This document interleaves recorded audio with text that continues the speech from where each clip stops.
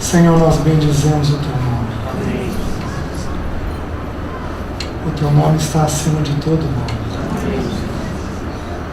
O Teu nome enche o nosso coração.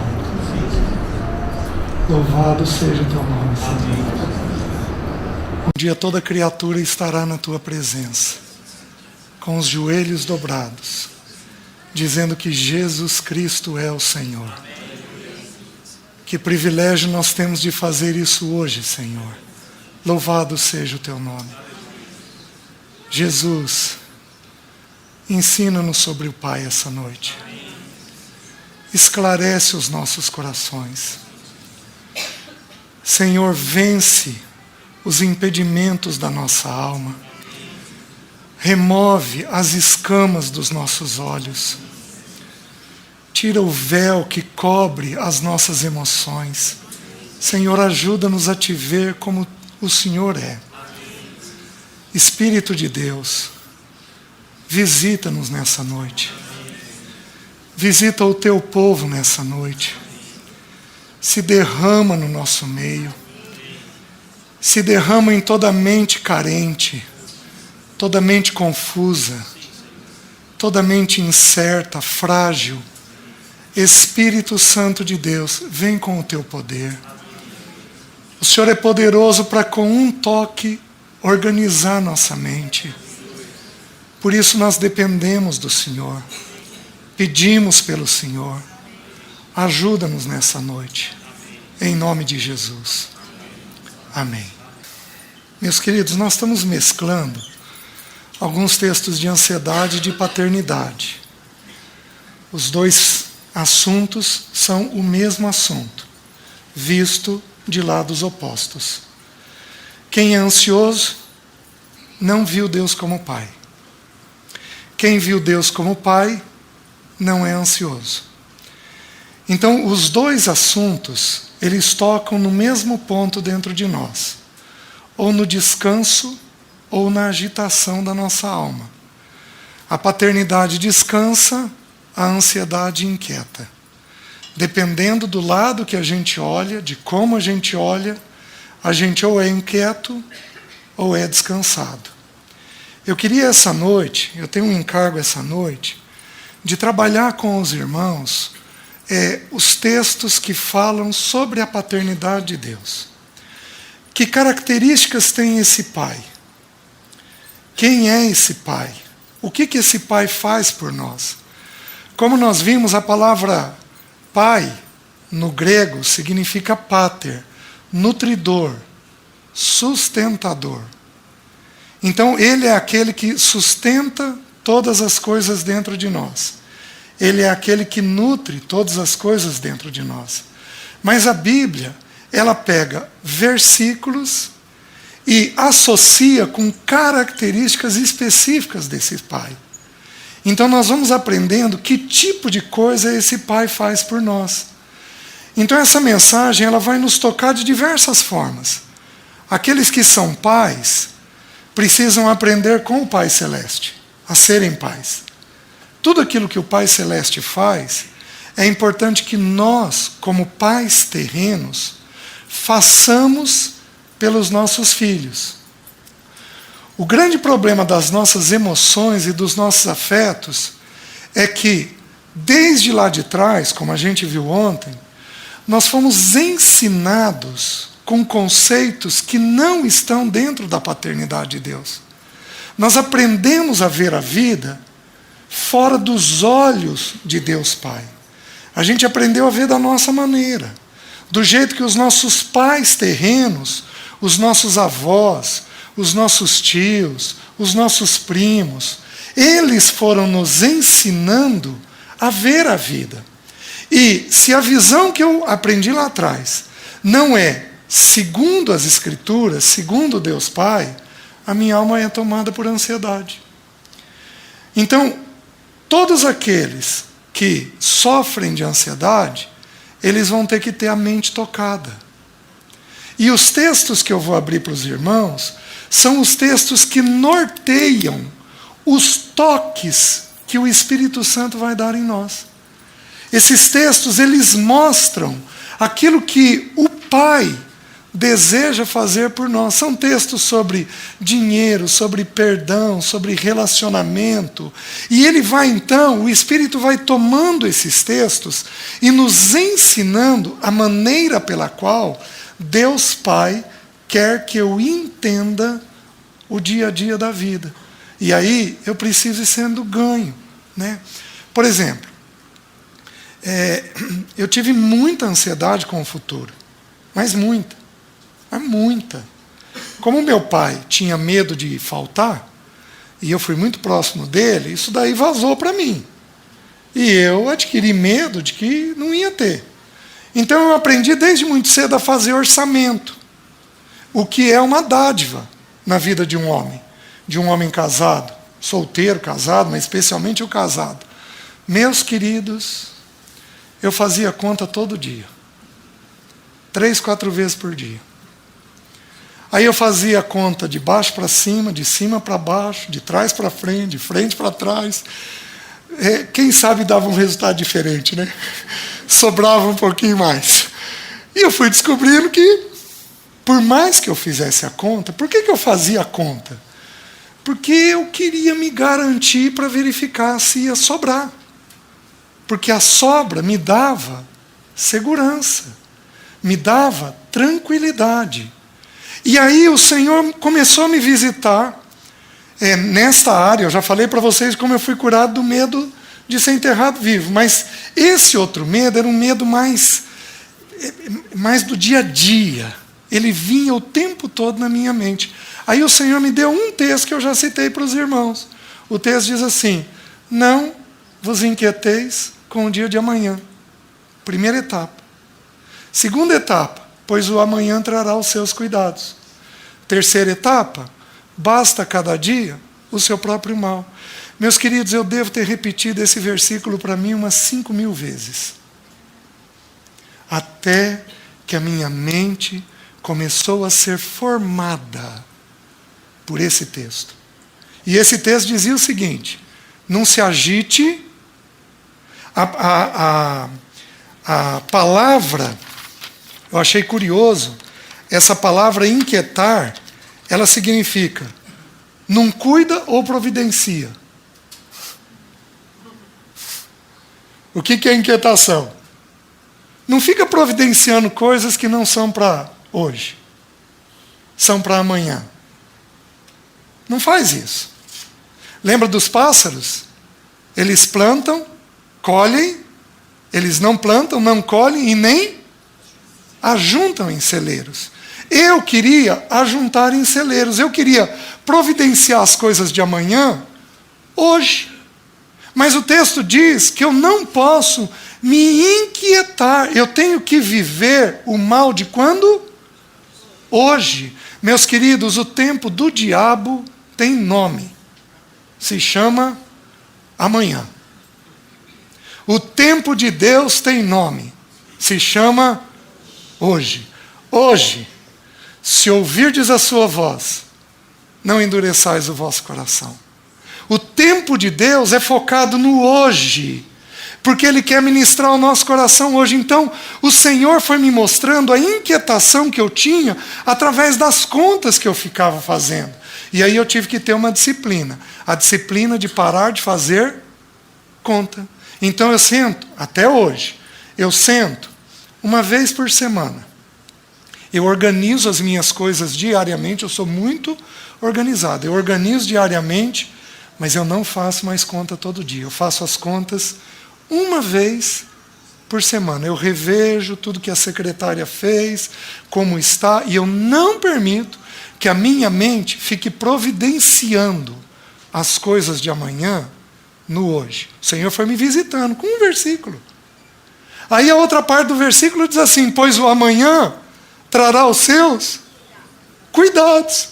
Então nós precisamos entender que o Pai providencia a necessidade nossa na necessidade nossa. Meus queridos, nós temos pais aqui de crianças pequenas. Crianças aí, bom, vamos pegar até os adolescentes. Vamos pegar até 20 anos de idade. Deixa eu te fazer uma pergunta. Teu filho pergunta se você vai pôr comida na mesa? Por que ele não pergunta? Porque Ele sabe que você vai providenciar comida para a mesa. Se nós que somos imperfeitos providenciamos comida, como é que o Pai perfeito não vai providenciar comida? Ele providencia no tempo dele, na maneira dele, da forma dele. Ele faz os arranjos que são necessários. Agora presta atenção. Não existe milagre sem necessidade. Às vezes Deus vai levar os seus filhos a uma necessidade. Porque ali o Pai vai trazer um milagre. Eu tinha 1 ano e pouquinho de casado e nós não tínhamos dinheiro em casa, para nada. Tinha acabado a comida. E aí eu e a Alessi de manhã, nós oramos. Eu casei no mês que eu ia me formar. Mas uma supervisora minha me reprovou. Eu errei a data de entrega de um relatório. E ela me reprovou. Eu ia casar em Maringá, com trabalho em Maringá, e fazia faculdade em Curitiba. Então, o primeiro ano de casado, eu tive que viajar toda semana para Curitiba. Então, nosso orçamento não dava. Chegou uma determinada altura que não tinha o que comer em casa. E eu e a Alessi, muito tranquilamente, oramos. Olha o que Deus fez. Um irmão meu perdeu a lente de contato em Curitiba. Veio para a casa dos meus pais, em Barbosa Ferraz, a 100 quilômetros de Maringá. E aí veio fazer a lente de contato em Maringá, neste dia.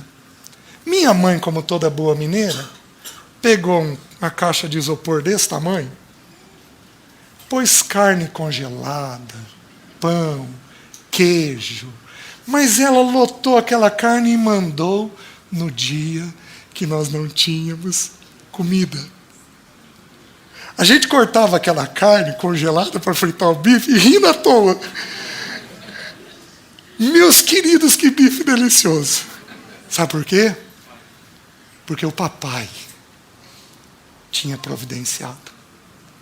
E se eu não passasse por essas experiências, eu não descobriria que ele é um papai, um Abba, bendito Pai, santo Pai, cuidadoso Pai, que no dia da necessidade nos visita providenciando o que nós necessitamos. Os irmãos estão entendendo? Nós precisamos compreender esta visitação de Deus. E aí a última etapa da minha libertação. Basta cada dia o seu próprio mal. Então, meus queridos, eu treinei a minha mente. Em quê? Hora que a mente escapa para o dia de amanhã, opa, laça ela, traz de volta. Isso daqui é um mal de hoje? Não. Então não. Eu não tenho condições de cuidar. Eu vou cuidar disso amanhã. Eu tenho que viver o mal de hoje. Todos nós temos males no nosso dia a dia. Nós temos dores, nós temos necessidades financeiras, nós temos necessidades de saúde, nós temos necessidades relacionais, nós temos alvos na nossa vida. Todos nós passamos no dia a dia N situações de mal, N situações difíceis. E o Senhor quer que a gente viva aquela situação difícil, apenas aquela. Meus queridos, o que Deus traz no dia de hoje não é pesado. 1 João capítulo 5, não abram. Diz que os meus mandamentos não são penosos. O que Ele quer que eu viva no dia de hoje não me é pesado. Mas, meus queridos, se Deus abrisse os olhos da gente para enxergar o amanhã, a grande maioria de nós ia desesperar. Meu Deus, como é que eu vou viver a situação amanhã? Então Deus simplesmente nos ensina a depender dEle hoje. E a viver com Ele baseado no nosso hoje. Os irmãos estão conseguindo entender? Só que quem é esse Pai? João 1,12 diz assim: mas a todos quantos o receberam, deu-lhes o poder de serem feitos filhos de Deus. Você recebeu uma bendita filiação no Novo Testamento, no novo nascimento. Ao nascer de novo, você se tornou filho. Você se tornou menina dos olhos de Deus. Você recebeu do Senhor, o Senhor olha toda a terra. O nosso Pai, Ele é gentil com toda a raça humana. Por quê? Porque Ele é um Pai que criou todos os seres humanos. O ser humano é imagem e semelhança dele. Ele ama o ser humano, apesar do pecado do ser humano e da separação que há. Ele tem um sentimento de amor, uma atitude de amor com toda a raça humana. Tanto que ele faz, o Pai, faz o sol nascer sobre bons e maus, a chuva vir sobre justos e injustos. Ele atende toda a raça humana, porque a raça humana é semelhança, é imagem dele. Mas, meus queridos, ele põe os olhos, em especial, nos filhos. Deuteronômio é o livro do Velho Testamento que fala sobre a paternidade de Deus. Que a gente vê os traços da paternidade de Deus no Velho Testamento. Deuteronômio, no capítulo 32, não abram, ele diz assim: a porção do Senhor, geralmente o escritor do Velho Testamento diz assim: o Senhor é a nossa porção. Em Deuteronômio diz assim: a porção do Senhor é o seu povo.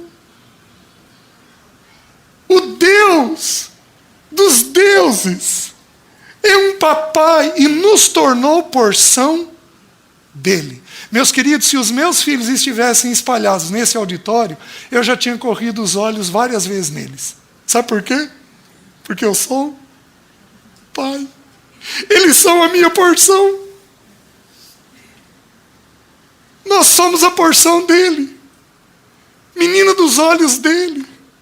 Chamados por ele. Cuidados por ele. Ainda que eu viva a morte não é nada menos, nada mais do que um encontro com o meu papai. Nada precisa pesar o nosso coração. Nós temos que entender que o que nós temos necessidade, o papai simplesmente provê. Porque nós somos a porção dele. Nós somos aqueles em quem os olhos dele repousam constantemente. Os irmãos estão entendendo? Satanás não quer que a gente viva isso. Homens, vocês prestem atenção no que eu vou dizer. Satanás é enfurecido contra nós. Porque se Satanás roubar de nós o entendimento da filiação e da paternidade, Satanás acaba com o testemunho de pai na vida das nossas famílias. Nós somos aqueles, nós homens, somos aqueles que precisamos gerar um conceito de Deus Pai. Uma imagem de Deus Pai, uma revelação de Deus Pai. Essa revelação ela é toda e plena em Cristo, o Filho primogênito, que era unigênito e se tornou primogênito, é quem nos revela o Pai. Ô Felipe, há tanto tempo eu estou com você e você ainda não entendeu. Quem me vê a mim, vê ao Pai. Então, ele é a revelação do Pai. Mas, meus queridos, quando nós pegamos essas características que eu vou citar para os irmãos, e nós repetimos ela no nosso dia a dia, nós estamos, como que dizendo assim, se é que eu posso dizer isso, nós estamos auxiliando o bendito Espírito. Porque nós estamos promovendo os conceitos dentro dos nossos filhos, que o Espírito vai gerar depois. Os irmãos estão entendendo? Nós estamos cooperando com o Espírito Santo de Deus. Falta-nos homens. Eu e minha esposa oramos em Maringá, por Maringá e Londrina. Oramos por São Lourenço. Falta-nos homens. e que a igreja não seja como é o mundo. Então nós recebemos esse privilégio de sermos feitos filhos de Deus. Romanos, não abram, diz assim: porque o Espírito testifica com o nosso espírito que somos filhos. Se o Senhor permitir, eu quero reservar pelo menos uma noite nos próximos meses para a gente estudar essa relação do Espírito formando a imagem do Pai dentro de nós. Porque o testificar de que nós somos filhos, ele só vem mediante uma ação do Espírito Santo. Porque o Espírito Santo testifica com o nosso espírito que nós somos filhos. E aí o nosso coração encontra descanso. 1 João 3,1, já foi mencionado: vede que grande amor nos tem concedido o Pai, ao ponto de sermos chamados filhos. Se os meus filhos entrarem nesse auditório, os meus olhos são deles. Simples assim. Os olhos do papai estão sobre nós o tempo todo. O tempo todo. Mas eu preciso fazer um alerta aqui antes de eu avançar e começar a ver os textos. Nós temos aqui homens e mulheres, irmãos e irmãs, que possivelmente foram abusados pelo pai. Foram abusados ou sexualmente, ou foram abusados corporalmente, com espancamentos, ou foram abusados na sua psique, na sua alma, onde foram denegridos, acusados, termos, palavras, sua isso, sua aquilo, seu isso, seu aquilo, você não vai dar nada, você não presta, agressões ou verbais, ou corporais, ou sexuais. Eu preciso fazer esse alerta. Eu estava sentado orando, o Espírito de Deus me lembrou isso. Estes irmãos terão dificuldade de ouvir essa mensagem. Porque eles foram marcados de forma violenta pela imagem do Pai. Mas eu quero dizer para você, eu tenho visto muitos irmãos e irmãs abusados por seu pai, que num determinado momento foram visitados por esse bendito Pai Celeste. E eles conseguiram separar o Pai terreno do Pai Celeste. Só de falar a imagem Pai, o nome Pai, algumas dessas pessoas tremem, têm sudorese, só de imaginar o nome Pai. Mas eu quero dizer que o texto é o que vai te libertar. E o Espírito vai com jeito, de forma dócil, santa, cuidadosa, mostrando para você que o Pai Celeste não tem nada a ver com o teu Pai terreno. Amém? Amém? Então esse cuidado é importante de ser falado. Vamos lá. Quem é esse Pai? O que esse Pai faz? Vamos dar uma olhadinha nas características desse Pai. Mateus capítulo 6, versículo 14. Porque se perdoardes aos homens as suas ofensas, também vosso Pai Celeste vos perdoará. Qual a primeira característica do Pai? Ele perdoa. O que significa que ele perdoa? Significa que ele não se afasta. Significa que ele não fica relembrando. Significa que ele lança os nossos pecados confessados no mar do esquecimento, como diz Miqueias, e põe uma plaquinha: proibido pescar, para ninguém ficar levantando coisas antigas. Os irmãos estão entendendo? Ele é um Pai que, ao perdoar, nós vamos ver ali na frente, renova imediatamente a proximidade. Imediatamente ele renova o amor. Tudo é feito novo quando ele perdoa. Queridos, uma parte dos mais antigos aqui, quando a gente errava, os pais diziam assim: sai daqui, moleque. Eu não quero te ver. Olha o que você fez. Isso não é a imagem do Pai Celeste. O Pai Celeste diz assim: vem aqui, menino. O que houve? O que você fez? Qual foi o pecado? Você entendeu que você pecou, meu querido? Você está arrependido disso? Ele pega a gente, beija a gente e diz: você está perdoado, vai viver, menino. Ele não enrosca, ele não relembra, ele não fica acusando, mas eu te disse. Ele não tem atitudes desse tipo. Ele tem uma atitude de quem trata o pecado. Ele chama, ele trata, mas uma vez que ele trata, ele faz o que Provérbios diz. Provérbios diz assim, que o amor cobre multidão de pecados. O Pai Celeste simplesmente vem e não fica jogando na cara. Meus queridos, o que eu estou falando para os irmãos é muito mais profundo do que vocês imaginam. Sabe por quê?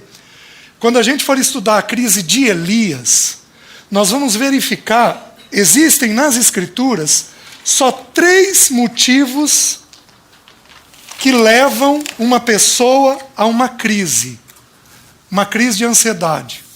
Um dos motivos é uma palavra chamada culpa.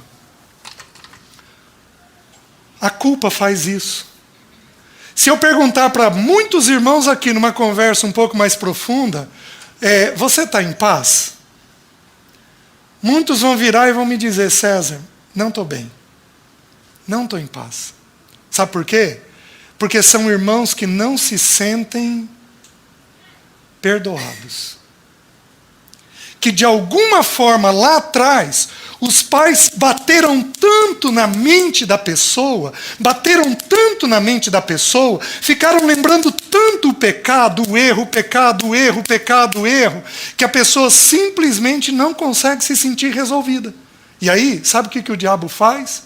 O diabo vem e explora a culpa.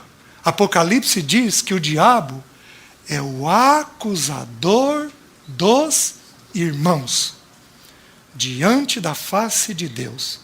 O diabo se aproveita da culpa para roubar o nosso relacionamento com esse Pai que nos perdoa.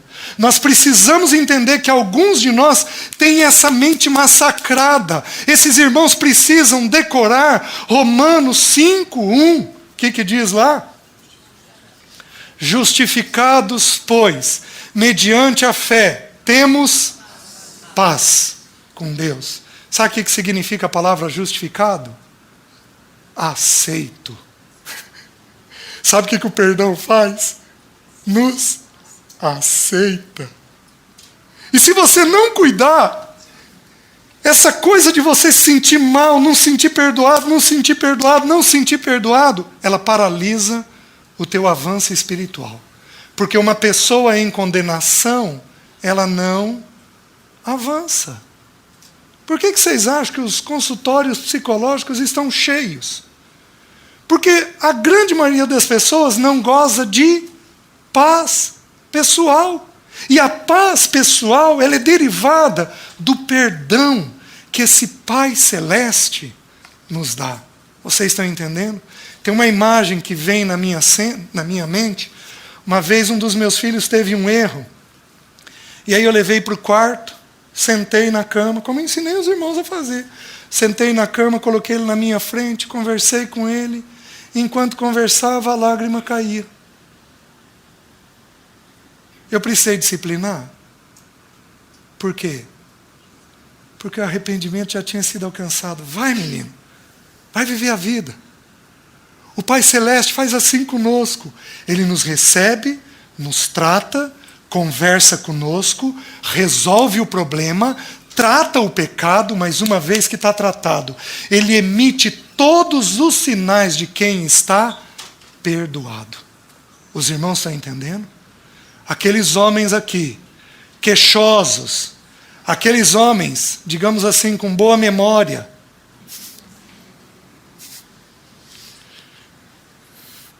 Porque em 2002, esses homens precisam serem confrontados com esse pai que perdoa e que lança o pecado no mar. Porque aquele pecado já está tratado. O perdão torna a vida leve, prazerosa, gostosa. Mas um espírito condenatório, quem o pode suportar? Então nós temos que entender que nós temos que nos livrar dessa ação de nos sentirmos condenados quando já fomos perdoados. Os irmãos estão entendendo? Primeira característica desse pai. Vejam a segunda característica desse pai. Abram em Mateus capítulo 11, versículo 25. Diz assim, 25. Por aquele tempo, exclamou Jesus: graças te dou, ó Pai, Senhor do céu e da terra, porque ocultaste estas coisas aos sábios e instruídos e as revelastes aos pequeninos. Sim, ó Pai, porque assim foi do teu agrado. Segunda verdade de Deus, Pai. O Pai comunica com o Filho o que Ele quer. O Pai vem e fala com o Filho o que Ele quer. Jesus vira e diz assim: Pai, eu te agradeço, porque o Senhor ocultou essas coisas dos sábios e instruídos, mas o Senhor revelou elas aos pequeninos. Deus comunica a vontade dEle ao coração de seus filhos. Deixa eu dar um exemplo para vocês. Eu tenho um filho pequeno, vou deixar esse filho pequeno num lugar de festa. Ele está indo para um aniversário, lá num lugar de festa com brinquedos. Essa criança tem 6 anos de idade. Deixa eu perguntar para os irmãos. Eu vou dar instrução? Quantas vezes eu vou dar instrução?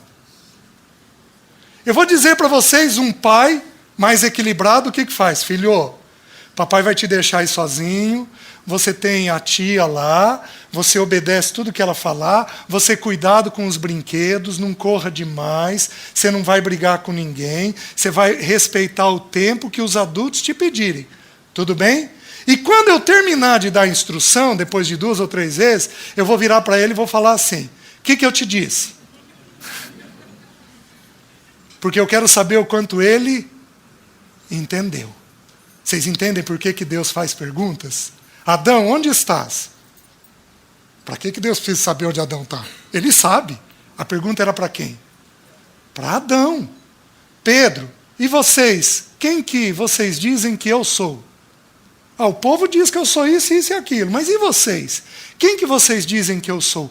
O Senhor, Ele confirma o que nós estamos ouvindo da parte dEle. Só que preste atenção. O Senhor não fala com sábios instruídos. Porque o sábio instruído está cheio de coisa na mente dele. O Senhor fala com quem? Com os pequeninos, com os humildes, com aqueles que não sabem como fazer, como agir. Você entende por que o papai, nós temos aqui homens e mulheres vigorosos, gente determinada, gente que resolve as coisas para ontem, faz uma coisa, faz outra, o sujeito decide por conta sem consultar o Senhor. Sabe o que o Papai Celeste vai fazer com um irmão ou uma irmã dessa? Vai colocar ele numa situação onde ele não tenha mais o que fazer. Porque quando ele estiver numa situação dessa, sabe o que ele vai fazer? Ele vai se tornar um pequenino. Sabe o que significa a palavra humilde? Aquele que se abaixa. O humilde é como um pequenino. Ele se abaixa. Com esses, o papai comunica. O papai fala. O papai instrui. Meus queridos, abram a Bíblia. Abram a Bíblia. Aqueles que não têm hábito de ler a palavra de Deus, comecem amanhã de manhã. Comecem no Novo Testamento. Separem 5, 10 capítulos todo dia. Leiam várias vezes o Novo Testamento. Vai e vem, vai e vem. Queridos, a hora que você abaixar o teu coração, o Papai Celeste vai começar a falar. Ele sempre fala, mas ele fala com os pequeninos. Então o povo de Deus nunca fica sem saber o que fazer. Por isso nós temos que orar o tempo todo. Nós não oramos o tempo todo para que Deus faça as coisas. É uma verdade que Ele pediu para nós orarmos para que as coisas sejam feitas aqui. Mas, queridos, nós oramos sem cessar para que os nossos ouvidos sejam ajustados à boca dEle. Aí Ele diz, faz, eu faço. Ele diz, para, eu paro. A oração sem cessar tem essa finalidade, encostar o meu ouvido na boca dEle, para que eu ouça então tudo que Ele está falando com a clareza que é necessária. Segunda coisa, o papai fala. Né? Eu fui um pai quieto. E pela graça de Deus, o Senhor me visitou. Porque um pai quieto deixa a casa sem direção. Casa precisa de direção. Casa, às vezes, precisa de ordem. É isto e não aquilo. Casa precisa de direção, e às vezes a direção é um caminho estreito. E o homem precisa aprender a fazer isso. Obviamente, depois de ouvir a sua esposa e considerar diante de Deus qual é a vontade de Deus. Aí então ele vem e ele traz a direção, porque a direção é papel do pai. Meus queridos, se eu virar para um dos meus filhos e falar, eu quero conversar com você, o que é pai? Porque eles sabem que algum assunto vai vir, alguma direção precisa vir. Segunda característica. Terceira característica, Atos, capítulo 1, versículos 6 e 7. Então os que estavam reunidos lhe perguntaram, Senhor, será este o tempo em que restaures o reino a Israel? Os discípulos estão perguntando sobre restauração. Os discípulos estão perguntando sobre tomar uma situação e colocar essa situação em ordem. Os discípulos estão trazendo um problema. O reino de Israel está subjugado aos romanos.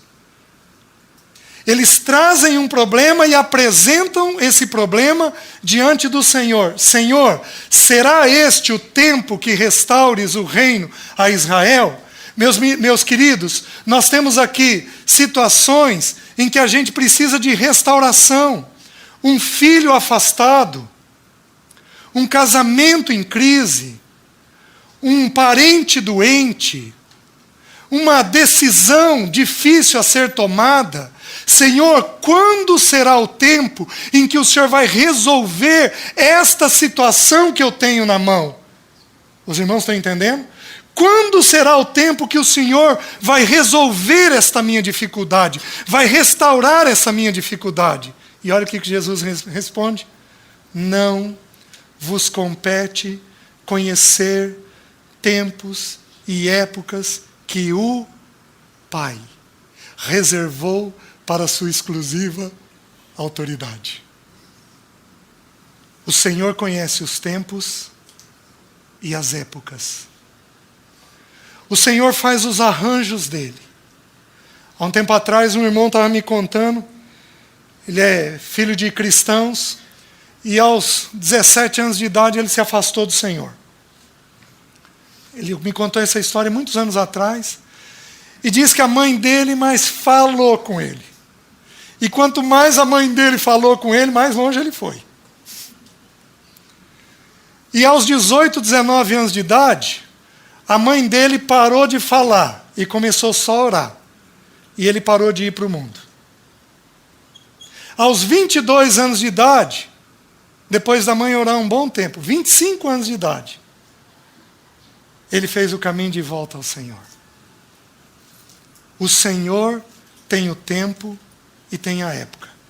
O Senhor é quem faz o arranjo das coisas.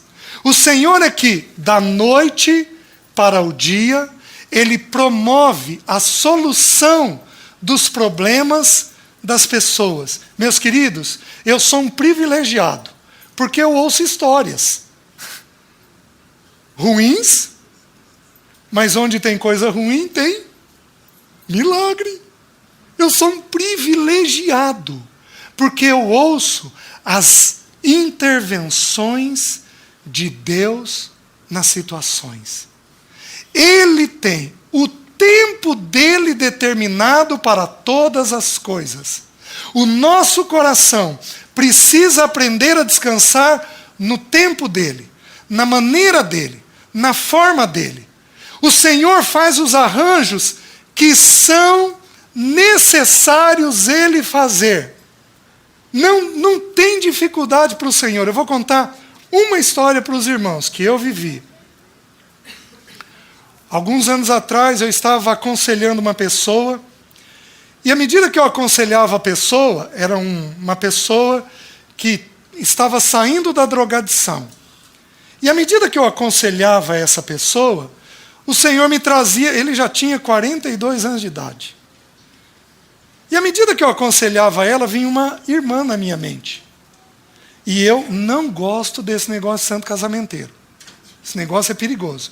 Deus não precisa da ajuda de ninguém para reunir duas pessoas. Os irmãos estão entendendo? Deus não precisa da ajuda de ninguém. Nossa, eu conheço uma pessoa que é o teu jeito. Você vai amar. Deus não precisa da ajuda de ninguém para reunir duas pessoas. Mas o fato é que eu fiquei atendendo aquela pessoa e a irmã na minha cabeça. Eu reunia com essa irmã. Tá bom. Esse negócio foi uns 3, 4 meses. Aí eu virei um dia para a Leci e falei, Leci, ora por mim. Porque eu estou vivendo uma situação desconfortável. Não sai da minha cabeça uma situação, uma moça para determinada pessoa. Tá bom. Passaram-se os meses e o negócio não saía da minha cabeça. Quando deu uns 9 meses, eu chamei a irmã desse rapaz. É uma senhora, uma irmã muito querida, mas muito querida, muito séria. Ela quem pagava o tratamento dele. E eu virei para ela e falei, querida, eu preciso que você me ajude em oração. Porque eu não sei o que fazer. Está acontecendo isso e isso, teu irmão está indo bem, está resolvendo o problema, está acabando toda aquela escravidão, e eu não sei o que fazer com isso daqui, a coisa não sai da minha cabeça. Ela falou, tá bom, César, eu vou orar. Então era eu, a Leci e essa irmã orando. Tá bom. Chegou perto de 1 ano.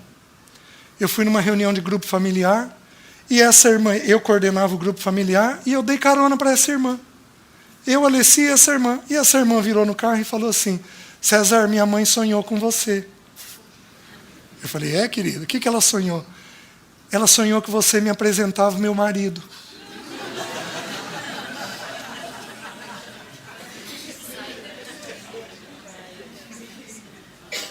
Aí o que é desconfortável ficou mais desconfortável para mim. Mas eu orei um pouquinho mais. Chegou um dia que eu não sabia mais o que fazer, eu apresentei a situação para ele. Aí combinei um lugar e reuni com os dois. Tem 12 anos que estão casados. Ela se tornou a irmã da irmã desse rapaz. Ela se tornou a esposa que auxiliou ele em períodos de crise.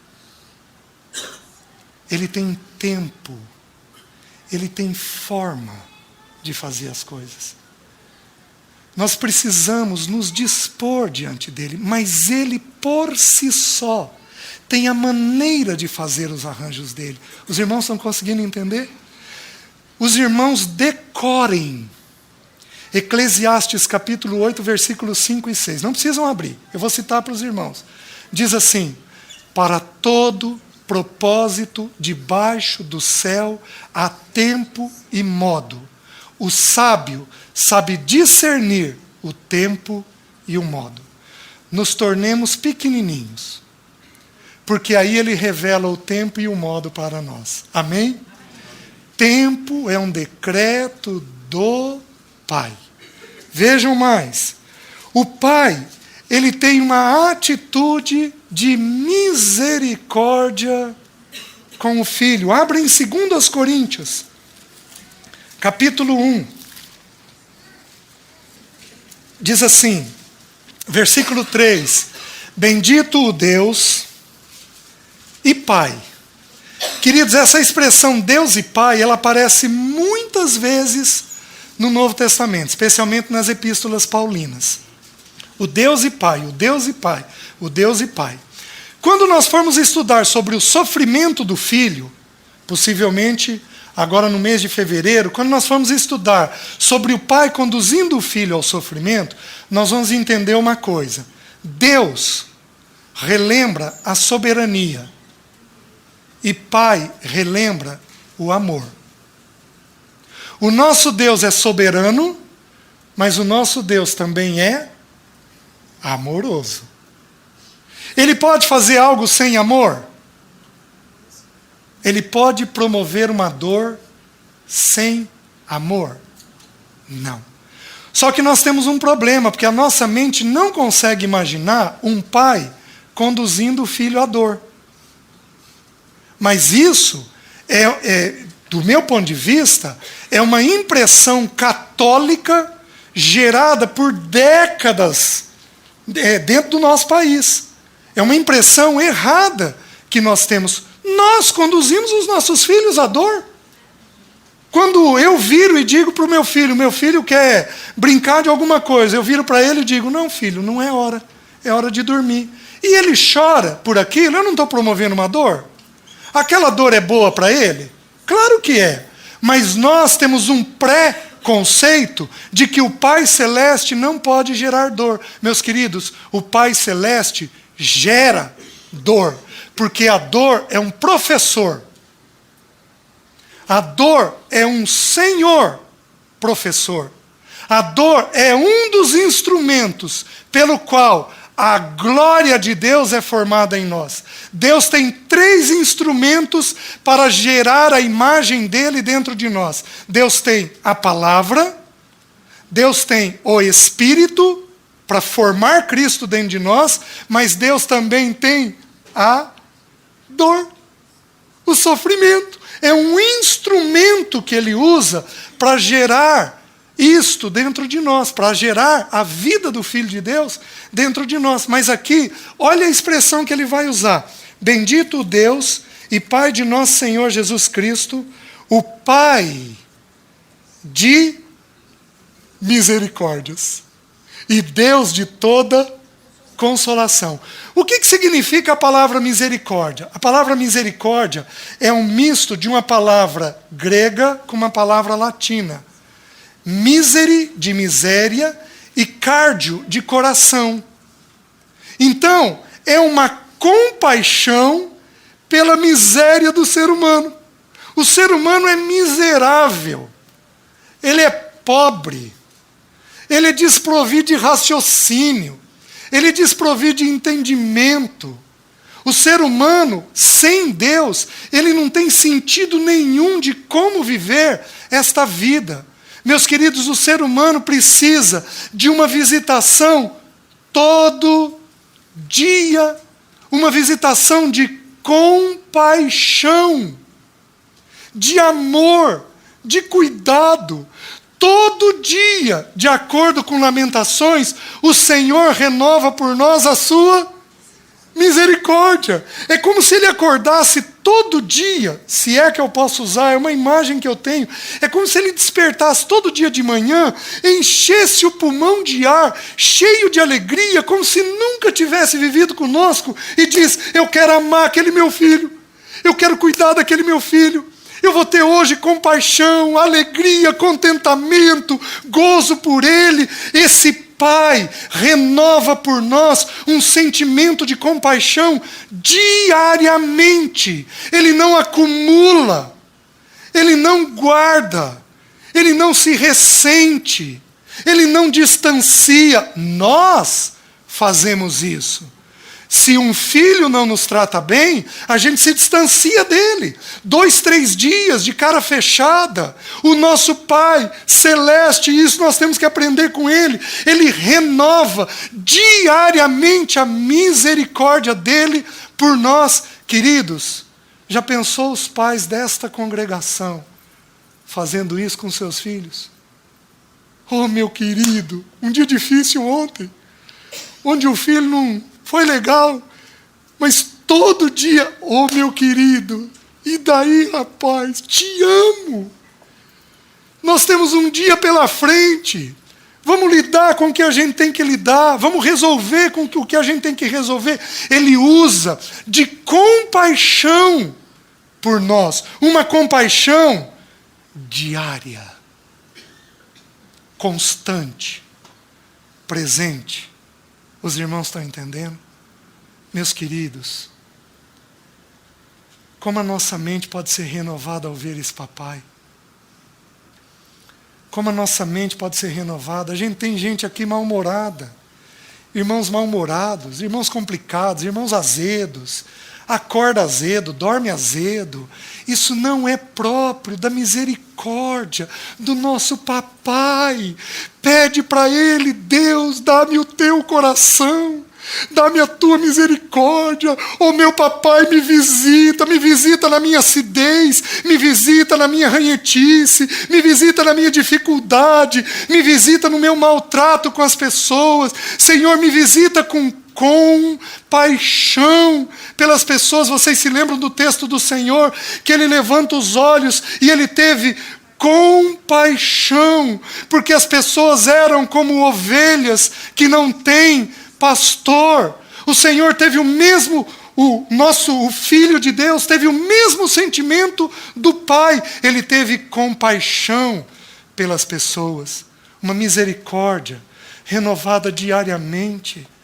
Meus queridos, o único jeito de Deus nos sustentar é Ele renovar a misericórdia. E Ele simplesmente se propõe a fazer isso, porque Ele é um Deus de amor que fez conosco uma aliança. Uma aliança de amor, uma aliança de misericórdia, uma aliança de fidelidade, uma aliança de plenitude, uma aliança de gozo e de alegria, uma aliança de prazer, uma aliança de fidelidade, onde eu não cumpro a minha parte porque eu sou infiel, mas Ele simplesmente cumpre a parte dele. Oh, meus queridos, aprendamos com esse papai. Vejam mais, Ele não apenas nos faz isso, mas Ele nos dá o seu bendito Espírito. Abram em João capítulo 14. João capítulo 14, versículo 16. Prestem atenção, quem faz isso não é o Filho, mas quem faz isso foi o Pai. E eu rogarei ao Pai, e Ele vos dará outro Consolador, a fim de que esteja para sempre convosco. Sabe o que significa a palavra Consolador? No original é Paracleto. Significa um convocado. Significa alguém que foi colocado ao lado. Olha, o medo é irmão gêmeo de quem? Provinha teórica de ontem. O medo é irmão gêmeo de quem? Solidão. Entrou solidão, entra medo. Olha o que o papai fez. Eu não quero que você tenha medo, meu filho. E para você não ter medo, sabe o que eu vou fazer? Eu vou colocar alguém ao seu lado. Você nunca estará sozinho. Isaías, que é um profeta maravilhoso, ele diz assim, que nós íamos ouvir uma voz atrás de nós. Se te desviares para a direita ou te desviares para a esquerda, ouvirás atrás de ti uma voz dizendo, este é o caminho, por ele andai. De quem é essa voz? Do Paráclito, do bendito Espírito Santo de Deus. Esse Espírito, que é o nosso companheiro inseparável, é Deus nos acompanhando no nosso dia a dia, dizendo para nós, faça, dizendo para nós, não faça, tome cuidado, nos alertando das situações que nós vamos passar. Ele é um santo comunicador. O Espírito Santo, ele nos revela os desígnios do Pai e do Filho. Ele fala conosco o tempo todo sobre esse Pai e esse Filho e sobre essa caminhada nossa diária. E quem foi que nos deu ele? Foi o Pai. Porque o Pai não quer nos deixar desamparados. Queridos, não entristeça o Espírito. Não apague o Espírito. Porque você apaga a voz de Deus dentro de você. Não entristeça esse bendito Espírito. Jovens, não entristeçam o Espírito. Vocês estão aprendendo a viver. E vocês vão cometer muitos pecados para aprenderem a viver. Muitas coisas indevidas, palavras indevidas, gestos indevidos, situações indevidas, vocês vão cometer isso. Meus queridos, todo pecado, todo, com o coração arrependido, põe o joelho no chão e pede perdão ao teu papai, porque você renova o frescor do Espírito dentro de você.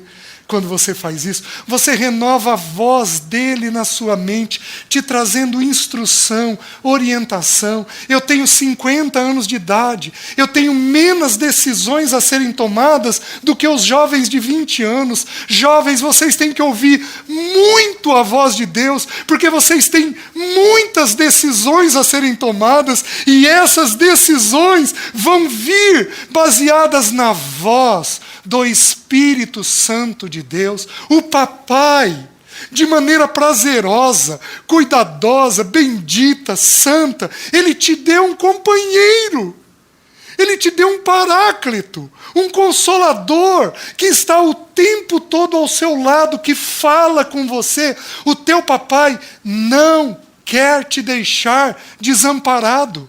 Jesus, nós vamos olhar quando a gente estudar sobre o sofrimento, nós vamos estudar o sofrimento da solidão.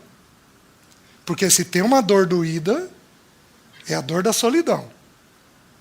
Tem duas dores que são terríveis, nós vamos estudar as dores, a dor do desprezo e a dor da solidão.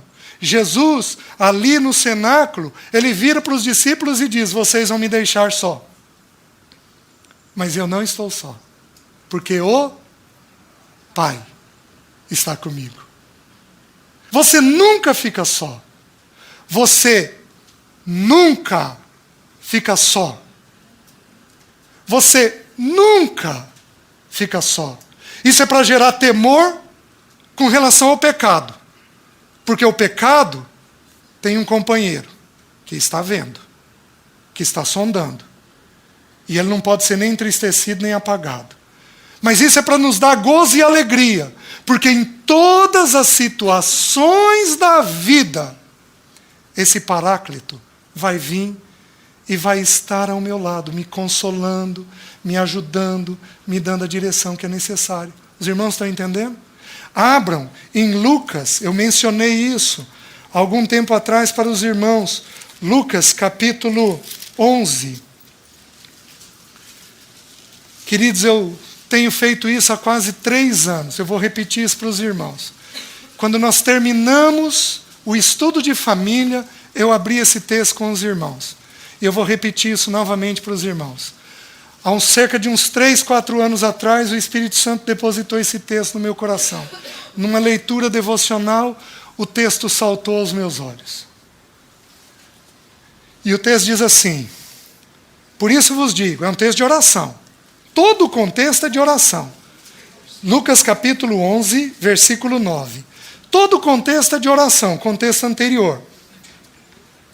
E aí diz assim no versículo 9: por isso vos digo, pedi e dar-se-vos-á, buscai e achareis, batei e abrir-se-vos-á. Pois todo o que pede recebe, o que busca encontra, e a quem bate abrir-se-lhe-á.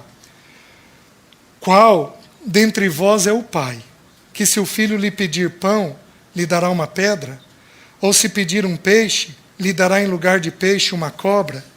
Ou se lhe pedir um ovo, lhe dará um escorpião? Ora, se vós que sois maus, sabeis dar boas dádivas aos vossos filhos, quanto mais o Pai Celeste dará o Espírito Santo àqueles que lhe pedirem. E eu passei a fazer uma coisa. Eu bato, eu busco e eu peço.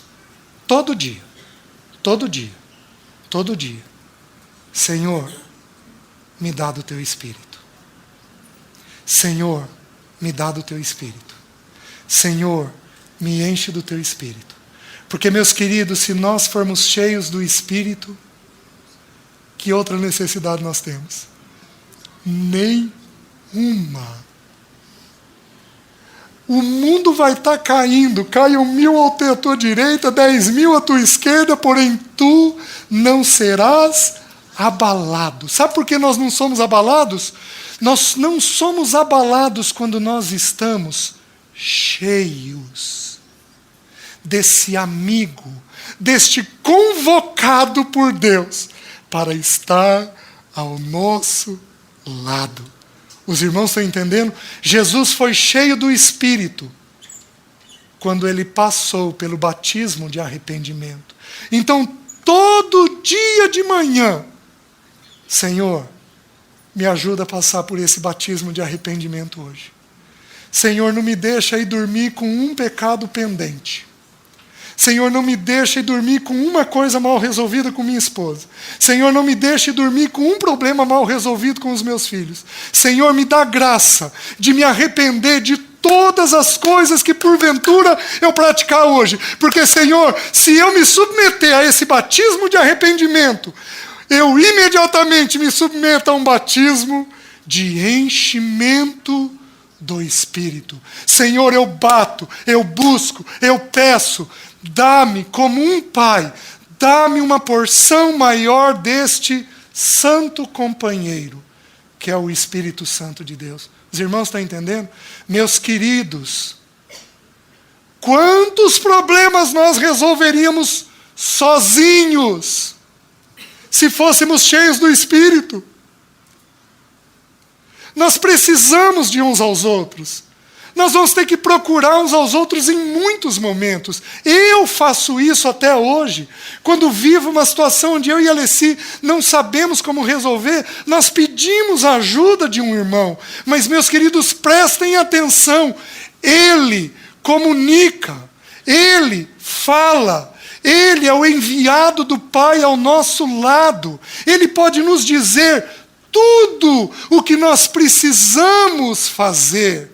O que nós temos é que nos submeter a um batismo de arrependimento. Todo dia. Todo dia. Para que Ele nos enche. Esse Pai nos deu este companheiro. Quando um papai terreno é companheiro de um filho, eu tenho tanta alegria no Espírito, eu tenho tanto gozo no Espírito. Eu já pequei muito contra Deus e contra o Espírito, mas à medida que o Senhor tem ganho o meu coração, eu tenho tido mais gozo nele. Mas eu reconheço o seguinte: o fato do meu pai terreno ter sido amigo meu me facilita essa visão do Espírito. Me facilita entender esta imagem deste amigo, falando, comunicando, dizendo as coisas que Ele quer. Os irmãos estão entendendo? Vejam mais. Ele é um pai. Abram em João capítulo 5, versículo 17. Ele diz assim: mas ele lhes disse: meu pai trabalha até agora, e eu trabalho também. Presta atenção. Você tem um pai que trabalha. Anota aí, os que estão anotando. Isaías 64, 4. Porque desde a antiguidade não se viu, nem com ouvido se ouviu, nem com olho se percebeu, Deus além de ti, que trabalha para aquele que nele espera. Ele move céus. Ele tem o exército dos céus e da terra na sua própria mão. Ele governa todas as coisas desta terra. Ele trabalha por nós o tempo todo. Você está me entendendo? Não haverá os filhos aqui de pais trabalhadores, de pais resolvidos com o trabalho e com o dinheiro, que vai, que providencia, que cuida, onde a esposa vira e diz: as crianças estão com necessidade de tal coisa, querida, vou providenciar, vou resolver. Esses filhos entendem muito bem essa linguagem. Ele é um Deus que faz os arranjos, o tempo todo trabalhando. Ele envia os seus anjos para trabalhar a nosso favor. Eu tenho uma cena na minha mente, na minha juventude, eu tinha 19 anos de idade, eu saí de Maringá para Ribeirão Preto, nunca tinha dirigido numa estrada difícil como aquela, fui para um acampamento em Ribeirão Preto, e nós fomos num grupo de jovens, e a pessoa do lado dormiu, e eu que estava dirigindo. Isso devia ser uma meia-noite, 18, 19 anos de idade, dirigindo esse horário. Mas, na nossa inocência, vamos lá. E ela dirigiu, e a pessoa de trás ficou segurando a cabeça dela. E eu tentei ajeitar o travesseiro. Quando eu ajeitei o travesseiro, eu estava no acostamento do lado de lá. E aí, por impulso, puxei o carro. No que puxei, passou uma carreta. Buzinando. O Senhor enviou o anjo dele. Eu não sei de que jeito.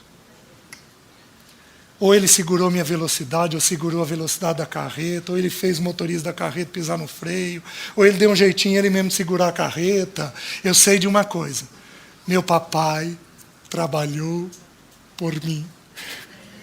Porque ele trabalha o tempo todo por nós. Ele não tira os olhos de nós. Meus queridos, que segurança isso nos dá. Porque quando uma tragédia acontece, o que a gente entende? Que o papai não quis resolver aquela situação. Que o papai teve permissão naquela situação. Ele sempre faz com amor, com zelo, com graça, com cuidado, porque ele é um papai amoroso que trabalha. Ele é incansável.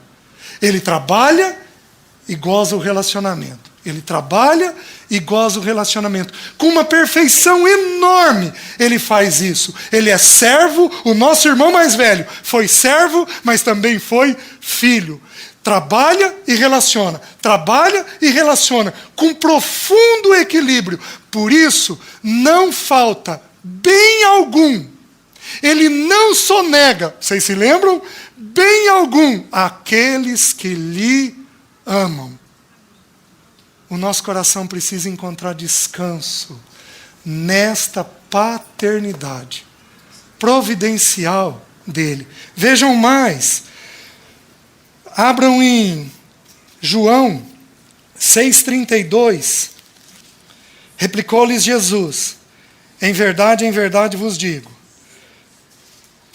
João 6,32. Replicou-lhe Jesus: em verdade vos digo. Não foi Moisés quem vos deu o pão do céu.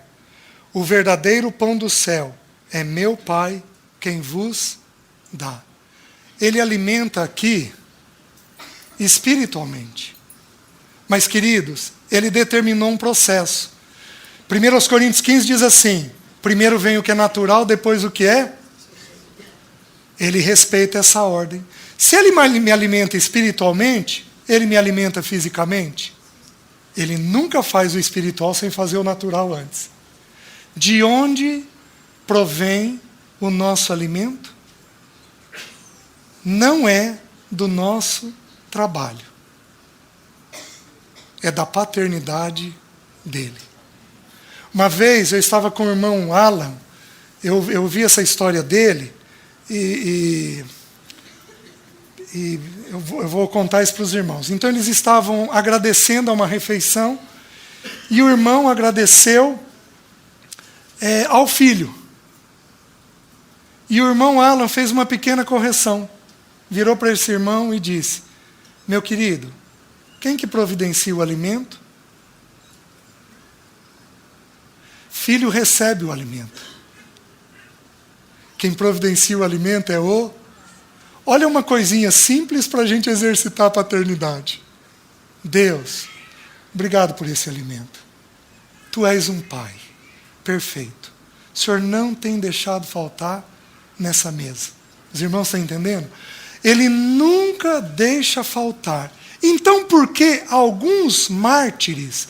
Porque o próprio apóstolo Paulo diz que ele teve escassez, diz que ele teve fome. Porque Deus, quando não providencia, porque o Pai, quando não providencia, é porque Ele quer me ensinar uma lição diferenciada. Os irmãos estão entendendo? Às vezes, o pai faz o filho passar privação. Você faz teu filho passar privação? Claro que faz. Às vezes tem uma ou outra coisa que ele deseja e que você pensa, não é hora. Daqui 2 meses eu vou dar. E aquela privação tem a finalidade de amadurecer o teu filho. Toda vez que o Pai Celeste nos dá uma privação, a finalidade é do nosso crescimento. Meus queridos, deixa eu explicar algo sobre a paternidade de Deus. Nós estamos aqui num lugar alto. Se tivesse um banquinho ali, e uma criança de 3 anos aqui, um banquinho perto da janela, e essa criança começasse a subir nesse banquinho, o que o pai faria? Tiraria o banquinho. A criança ia reclamar. Algumas crianças reclamariam. Preste atenção nesta frase. Toda limitação que o pai traz é para a nossa proteção. Toda limitação que um pai traz é para a proteção do filho. O Pai Celeste não limita. Por que que alguns não avançaram em dinheiro? Meus queridos, se eu, alguns anos atrás, tivesse o salário que Deus me deu há um tempo atrás, meus queridos, eu teria me perdido. Sabe o que o Pai fez comigo? Me privou. Por quê? Para minha proteção. Tem muitos irmãos aqui que estão limitados. Por que que meu chefe não me dá um cargo maior? Por que que eu não sou reconhecido nisso ou naquilo? Por que que as pessoas não agem comigo assim ou assado? Toda limitação que o Pai Celeste te permite viver tem a expressa finalidade de te proteger. Mas você e eu, como filhos pequenininhos que somos, nem sempre entendemos a ação dele. Por isso que a limitação não é nada menos, nada mais do que uma proteção da parte dele. Os irmãos estão entendendo? Vejam mais. Capítulo 10, versículo 25 diz assim: respondeu-lhes Jesus: já vou-lo disse e não credes. As obras que eu faço em nome de meu Pai testificam a meu respeito. Mas vós não credes, porque não sois das minhas ovelhas. As minhas ovelhas ouvem a minha voz, eu as conheço, e elas me seguem. Eu lhes dou a vida eterna, jamais perecerão, e ninguém as arrebatará da minha mão. Aquilo que meu Pai me deu é maior do que tudo. E da mão do Pai, ninguém toca na tua vida. Um ladrão não toca na tua vida. Um assassino não toca na tua vida. Um estuprador não toca na tua vida. O diabo não toca na tua vida. Ninguém toca na tua vida. A menos que o papai diga, toca. Ninguém pode fazer nada contra nós. A Bíblia diz em Provérbios que as pragas, a praga rogada sem causa, não pega. Meus queridos, podem desejar o que quiserem contra você. Podem fazer o que quiserem contra você. Quando eu tive a minha crise de ansiedade, deixa eu contar a experiência que essa é boa. Quando eu tive a minha crise de ansiedade, então, tive aquela crise, aqueles medos que eu contei para os irmãos, e aí, todo mundo assustado, não parava de chorar, um homem desse tamanho, e naquela crise, chorando, e a crise é terrível no momento dela, a gente leva semanas dentro daquela apreensão terrível dentro de nós, e aí, minha sogra, uma mulher que estava vivendo numa igreja muito avivada, César, eu quero que você vá numa mulher para orar, porque eu quero que você vá numa mulher para orar, porque eu quero que você vá numa mulher para orar, e Dona Suzana, por favor, Dona Suzana, eu não dou conta, Dona Suzana, por favor, mas eu estava tão fragilizado que me pegaram pela mão e me levaram. Essa mulher se ajoelhou e eu me ajoelhei do lado dela. Ela orou a minha infância inteirinha sem nunca ter me visto. Era uma irmã. Fiquei de pé com ela, ela virou para mim, bateu no meu ombro e falou assim, mas um bruta marmanjão desse, passando uma crisezinha assim. Eu quis morrer. Aí ela virou e me disse assim, foi feito contra você um despacho de nome Exu Caveira, para atingir tua mente, e foi uma pessoa que você andou aconselhando, e ela te deu um livro e está na tua mesa. Até hoje eu não achei o livro, não achei a pessoa, achei a mesa, graças a Deus. Minha mesa estava lá. Eu estava lá, mas aí ela me arrumou uma encrenca. E se eu fui mal para ela, eu voltei 2 vezes pior. Porque aí envolve essas questões espirituais e vira uma bagunça na cabeça da gente. Uma pessoa fragilizada vira um nó na cabeça da gente. Aí, um cunhado meu, que é pastor, psicólogo, mora nos Estados Unidos, estava visitando a família aquela semana. E eu contei a experiência para ele. E, meus queridos, é um toque de Deus. Ele virou para mim e falou assim, César, me diz aonde está escrito na Bíblia que o diabo precisa de um despacho para te atacar. Meus queridos, saí da conversa resolvido. Saí da conversa resolvido. Não era aquilo que ela tinha me dito.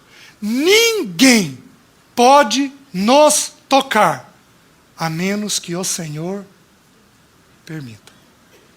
E assim como aconteceu com Jó, acontece com muitos irmãos. Muitos irmãos sofreram tragédias. Tragédia de um roubo, tragédia de um assassinato, tragédia de uma doença grave, a tragédia de uma paralisia, a tragédia de um estupro. Muitos irmãos sofrem as coisas que qualquer outra pessoa desta vida sofre. Mas nós temos um diferencial. Nós temos um papai que dentro da situação nos cuidou. Dentro da situação nos visitou. E que dentro daquela situação vai tirar uma coisa boa. Vai nos edificar através daquela situação. Os irmãos estão entendendo? Ninguém nos arrebata da mão deste Pai. Amém, meus queridos? Que mais? Vejam, João 14. Eu gosto demais desse versículo. Eu sei que o irmão Romeu já partilhou com vocês uma profundidade inestimável desse texto. E eu vou partilhar uma coisa muito simples e muito rasa, mas que dá muita segurança para o nosso coração. O Senhor disse assim: não se turbe o vosso coração. Credes em Deus, credes também em mim. Na casa de meu Pai há muitas. Quem providencia moradia? O papai. Presta atenção no que eu vou te dizer. Se ele não te der uma casa nesta terra, nunca vai te faltar o dinheiro para pagar aluguel. Ele providenciou a moradia? Simples assim. O Pai chamou para si a responsabilidade de prover moradia. Quando você pega um pai terreno equilibrado, quando ele consegue reunir um pouquinho de dinheiro, o que esse pai terreno faz se ele tem filhos na vida adulta? O que ele faz? Compra. Isso é assim na vida terrena. Isso não é diferente na vida celeste. Ele chamou para si a responsabilidade de providenciar a nossa moradia. E, meus queridos, é assim também com os nossos filhos. Nós não precisamos nos angustiar e nos assustar, porque eles vão ser visitados na necessidade deles pelo Pai Celeste. Amém? Amém. Amém. Anotem aí. João 16:32. O Pai nunca nos deixa.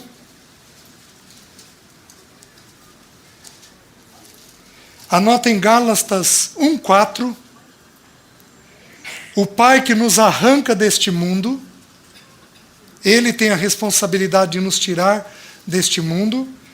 E eu vou terminar, anotem 1 Pedro 1,17. O Pai que não faz acepção de pessoas. Quem aqui cresceu numa casa com distinção de filho? Levanta a mão. Levanta para eu ver.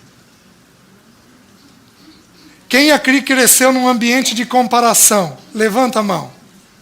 Deixa eu te dizer uma coisa. O teu Papai Celeste não faz acepção. O mesmo amor que Ele dá para um, Ele dá para outro. E anotem mais dois textos. Efésios 1,17. O Pai da glória. E Tiago 1,17. O Pai das luzes.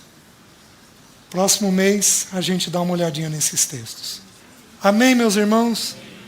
Louvado seja o nome dEle. Viu? Eu preciso dizer que os irmãos cooperam muito. Cooperam muito no partilhar da palavra. Viu?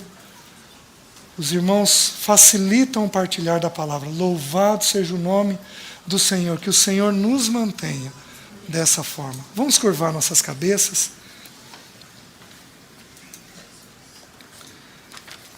Pai, bendito é o teu nome. Vede que grande amor nos tem concedido o Pai, ao ponto de sermos chamados filhos. Senhor, louvado seja o teu nome. Ganha o nosso coração. Ganha em profundidade nessa paternidade. Ajuda-nos a ver o teu precioso cuidado. Senhor, toma aqueles que são mais sensíveis. Toma aqueles que são ariscos. Toma aqueles que são distantes. Toma aqueles que são resistentes. Toma aqueles que são distantes.